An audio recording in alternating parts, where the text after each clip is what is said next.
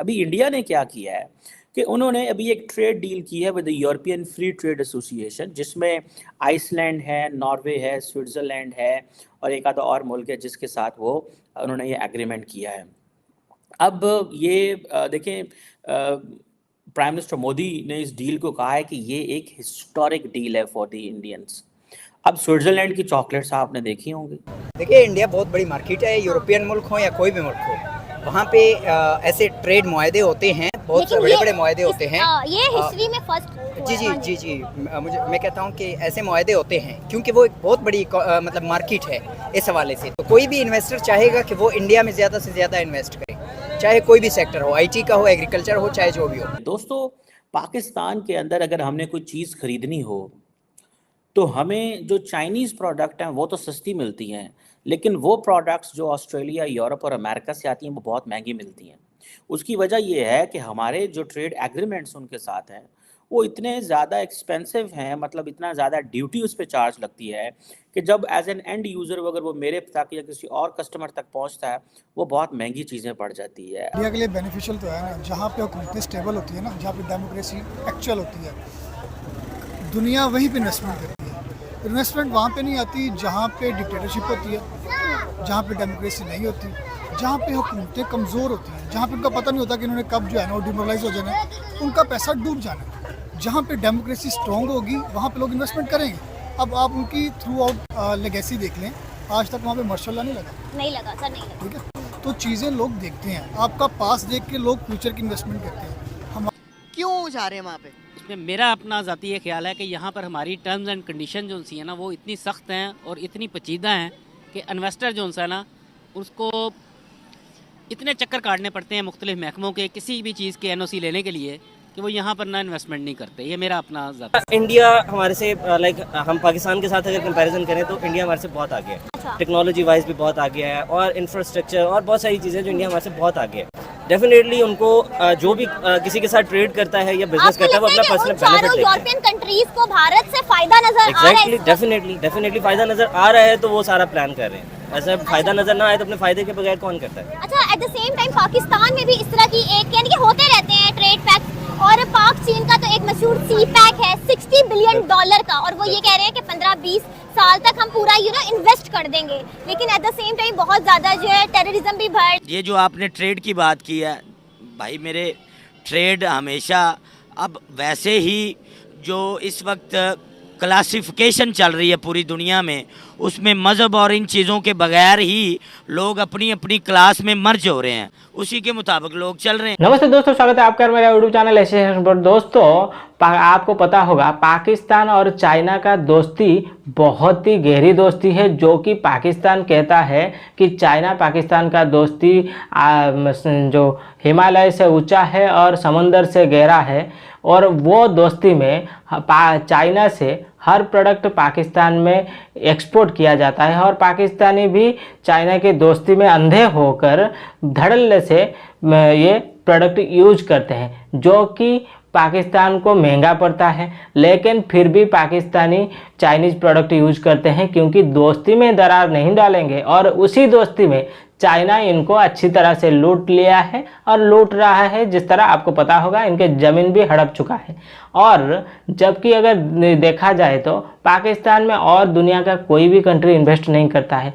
और अगर दूसरी तरफ देखा जाए तो हाल ही में 1-2 दिन पहले प्राइम मिनिस्टर मोदी जी ने भारत ने यूरोपियन 4 कंट्री के साथ FTA डील एग्रीमेंट किया है, जो कि फ्री ट्रेड एग्रीमेंट जो 15 साल के एग्रीमेंट के साथ डील साइन हुआ है। और इसमें स्विट्ज़रलैंड, आइसलैंड, नॉर्वे और स्टेनलैंड ये शामिल है, जो कि भारत में 100 बिलियन के इन्वेस्टमेंट करने के साथ साथ और भारतीय लोगों को 10 लाख जॉब प्रोवाइड करने वाले हैं, जो कि भारत को देने वाले हैं। क्योंकि जिस तरह इस वक्त भारत सबसे तेज़ रफ्तार से बढ़ती हुई अर्थव्यवस्था है और भारत के GDP ग्रोथ रेट को देखते हुए हर कंट्री भारत में इन्वेस्टमेंट करना चाहता है और भारत यूके के साथ भी फ्री ट्रेड एग्रीमेंट करने वाला है। India is on the brink of finalizing a deal with a select group of European nations. Bloomberg reports suggest that Switzerland, Norway and Iceland, members of the European Free Trade Association, are gearing up to invest $100 billion in India over the next 15 years. Take a look at this next report for more. ये जो अभी agreement sign हुआ है ये बराबर की agreement है। इसमें जो 4 यूरोपियन कंट्रीज हैं उनको भी फ़ायदा होगा, भारत को भी फ़ायदा होगा। और इसमें जो एक और बहुत ही महत्वपूर्ण बात है इस एग्रीमेंट में कि इसमें जो 4 यूरोपियन कंट्रीज हैं वो $100 बिलियन इन्वेस्टमेंट की कमिटमेंट दे रहे हैं इंडिया को कि अगले 15 साल में वो $100 बिलियन की इन्वेस्टमेंट करेंगे। इससे 10 लाख नौकरियां होंगी इंडिया में और ये डायरेक्ट नौकरियां होंगी। इनको ये ऐसे नहीं है कि जो वाहन चालक है उसको नौकरी मिल रहा है, ये जो है ये वो है जो डायरेक्टली उनको सैलरी मिलेगी। तो ये बहुत ही बड़ा नंबर है। तो अगर 10 लाख लोगों को डायरेक्ट नौकरी मिल रही है तो 20 लाख लोगों को और उसके ऊपर साइड नौकरियां मिलेगी। तो ये बहुत ही बड़ा इम्पैक्ट होगा इंडिया पे। यूरोपियन यूनियन से ज्यादा हमको ध्यान देना चाहिए जर्मनी पर, फ्रांस पर, यूके पर और दूसरी इंपॉर्टेंट कंट्रीज जैसे बेल्जियम हुआ, इन पर देना चाहिए। क्योंकि जब आप एक बड़े ब्लॉक से डील करते हो तो एक नंबर तो बहुत बड़ा आता है लेकिन आप उस पर इतना प्रेशर नहीं अप्लाई कर सकते। लेकिन जब छोटे छोटे कंट्रीज से आप करते हो तो और पैसे वाले कंट्रीज हैं ये, तो उनके ऊपर आप प्रेशर भी अप्लाई कर सकते हो और बहुत कुछ एक्सपेक्ट कर सकते हो। तो मैं सोचता हूं कि हमको फ्रांस के साथ भी इस तरह की आगे बातें करना चाहिए, जर्मनी और ब्रिटेन के साथ भी करना चाहिए, एंड व्हाई नॉट रशिया। हम रशिया के साथ भी, क्योंकि रशिया से भी बहुत कुछ इंपोर्ट करते हैं, हमारे यूं भी उनके संबंध बहुत अच्छे हैं, लेकिन अभी तक एफटीए नहीं है, तो हम रशिया के साथ भी एक नजीर बना के इस एग्रीमेंट को आगे बढ़ सकते हैं। इतना इन्वेस्टमेंट तभी आता है जब लोगों को ये यकीन हो कि उनका पैसा जो है वो भी सेफ है, उनके लोग भी सेफ हैं, उनकी कंपनीज को प्रॉफिट होगा। अदरवाइज इतना पैसा कोई नहीं लगाता, इतना क्या कितना भी पैसा कोई नहीं लगाता अगर उनको ये इत्मीनान ना हो या उनको ये श्योरिटी ना दी गई हो कि अगर आप पैसा लगाएंगे तो ना सिर्फ ये कि वो पैसा आपको वापस मिलेगा बल्कि उसके साथ साथ आपको जो है प्रॉफिट भी होगा। पाकिस्तान के अंदर अगर हमने कोई चीज़ खरीदनी हो तो हमें जो चाइनीज़ प्रोडक्ट हैं वो तो सस्ती मिलती हैं, लेकिन वो प्रोडक्ट्स जो ऑस्ट्रेलिया, यूरोप और अमेरिका से आती हैं वो बहुत महंगी मिलती हैं। उसकी वजह ये है कि हमारे जो ट्रेड एग्रीमेंट्स उनके साथ हैं वो इतने ज़्यादा एक्सपेंसिव हैं, मतलब इतना ज़्यादा ड्यूटी उस पर चार्ज लगती है कि जब एज एन एंड यूज़र अगर वो मेरे तक या किसी और कस्टमर तक पहुँचता है वो बहुत महंगी चीज़ें पड़ जाती है। अब जो गौर करने वाली बात है कि हम करीब $17 बिलियन का इंपोर्ट करते हैं इन 4 देशों में से और ज़्यादातर स्विट्ज़रलैंड से करते हैं। इसमें जो इंपोर्ट हो रहा है उसमें 80% इंपोर्ट गोल्ड का है। अब जब हम गोल्ड बोलते हैं तो अब लोगों का कान खड़ा हो गया होगा कि शायद अब सोना सस्ता हो जाएगा इसके द्वारा, लेकिन इसमें सोना इंक्लूडेड नहीं है। जो बाकी चीज़ें इंक्लूडेड है जो हमें स्विट्ज़रलैंड से मिलता है जैसे चॉकलेट्स, तो ये आपको सस्ता मिल जाएगा। चॉकलेट्स आपका तुरंत सस्ता हो जाएगा। वाइन्स जो खरीदते हैं वाइन सस्ता हो जाएगा। जो यूरोपियन गाड़ियाँ खरीदते हैं उसमें जो भी पार्ट्स इन देशों से आता है वो सस्ता हो जाएगा। तो इसलिए जो लग्जरी कार्स हैं टिपिकली उसमें ये वाले देश उनके लिए पार्ट्स बनाते हैं तो वो सस्ता हो जाएगा।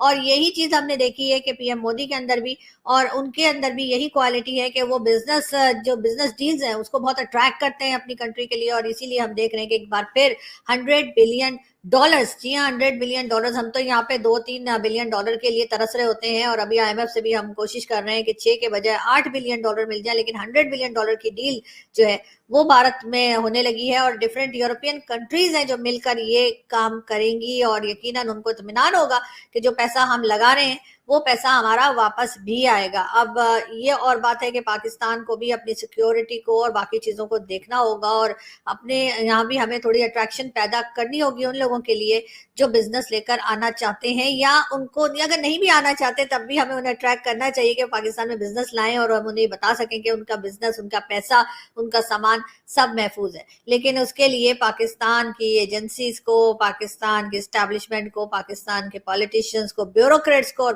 बिजनेसमैन जो हैं उनको बहुत सिंसियरली पाकिस्तान के बारे में सोचना होगा। वो सिर्फ अपने बारे में सोचते हैं, अपने लिए पैसा बनाते हैं, अपने लिए पैसा लेके बाहर चले जाते हैं। उसके बजाय अगर वो पाकिस्तान के बारे में सोचें, बहुत खा लिया जी, बहुत पैसा बना लिया आप लोगों ने, अब बस कर दें, अब थोड़ा पाकिस्तान के लिए भी सोच लें। कब तक ये आप लोग कभी इस कंट्री से और कभी उस कंट्री से मांगते फिरते रहेंगे, तो थोड़ा सा ये सोचना चाहिए। जबकि अगर देखा जाए पाकिस्तान में कोई भी 1 रुपया का इन्वेस्टमेंट नहीं करना चाहता है, क्योंकि जब पाकिस्तान के लोग हो या पाकिस्तान के सियासतदान ये जो मजहब से निकलेंगे तभी तो जाकर कोई इन्वेस्ट करेगा। आतंकवादी जो आतंकी हमला करना, बॉम्ब ब्लास्टिंग करना, लॉ एंड ऑर्डर को वायोलेशन करना, ऐसे कारनामा जब तक पाकिस्तानी करते रहेंगे तब तक कौन सा देश चाहेगा पाकिस्तान जैसे भिखारी मुल्क में, पाकिस्तान जैसे आतंकी मुल्क में अपना पैसा इन्वेस्टमेंट करके 1 रुपया तो वो रिटर्न नहीं ले पाएगा, और अगर देखा जाए तो वो जितना डालेगा वो भी जाएगा। जिस तरह पाकिस्तान को हर कंट्री के साथ भीख मांगने की आदत है और ये भीख मांग कर ही अपने मुल्क चलाते हैं, और ये हर वक्त कहते हैं भारत में ये इन्वेस्ट कर दिया, वो इन्वेस्ट कर दिया। क्यों नहीं करेगा ये? क्योंकि जो इन्वेस्ट करेगा उसको फ़ायदा चाहिए। वो हर कंट्री को दिखाई देता है कि भारत आगे बढ़ने वाला कंट्री है और बढ़ रहा है। भारत में अगर हम लोग इन्वेस्ट करेंगे तो हमें रिटर्न मिलेगा, और पाकिस्तान में क्यों करेंगे भाई जो डूब रहा है? तो ये समझने वाली बात है। जबकि पाकिस्तानियों के दिमाग तो वैसे तो होते नहीं हैं, क्योंकि मदरसे से निकल के आने के बाद कौन सा दिमाग रहेगा सिर्फ जिहाद को छोड़कर। ये सिर्फ जिहाद करेंगे, ऐसे ही बर्बाद होंगे। तो दोस्तों आई होप कि आपको ये वीडियो बिल्कुल पसंद आया होगा। अगर वीडियो पसंद आया तो वीडियो को लाइक करिए, चैनल को सब्सक्राइब करिए और कमेंट करना बिल्कुल भी मत भूलिए। तो चलिए दोस्तों फिर मिलते हैं नेक्स्ट वीडियो पे, तब तक के लिए जय